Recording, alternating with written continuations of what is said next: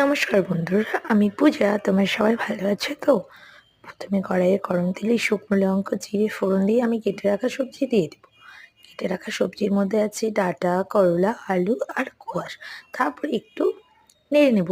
নেড়ে নেওয়ার পর আমি একটু লবণ আর হলুদ দিয়ে দেবো। লবণ হলুদ দিয়ে আবার একটু ভালো করে নেড়ে নেড়ে ভেজে নেব। ভেজে নেওয়ার পরে আমি একটু মশলা বেটে রেখেছি। আদা, জিরে, টমেটো আর কাঁচা লঙ্কা, সেই বাটাটা আমি দিয়ে দেবো। সেই মশলা বাটা দিয়ে আমি আবার একটু নেড়ে নেড়ে ভেজে নেব। ভালো করে একটু লাল লাল করে ভেজে নিলে বেশ ভালো লাগে। তারপর আমি ভেজে নেওয়ার পরেই পরিমাণ মতো জল দিয়ে দেবো।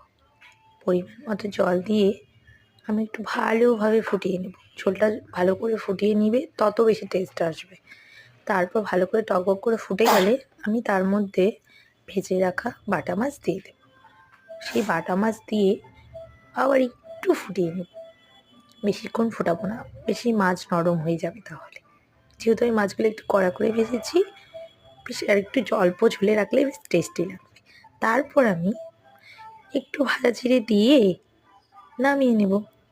আর আমার এই রান্নাটা যদি ভালো লাগে তোমাদের, অবশ্যই সাবস্ক্রাইব করবে আমার চ্যানেলটি, আর লাইক কমেন্ট শেয়ার।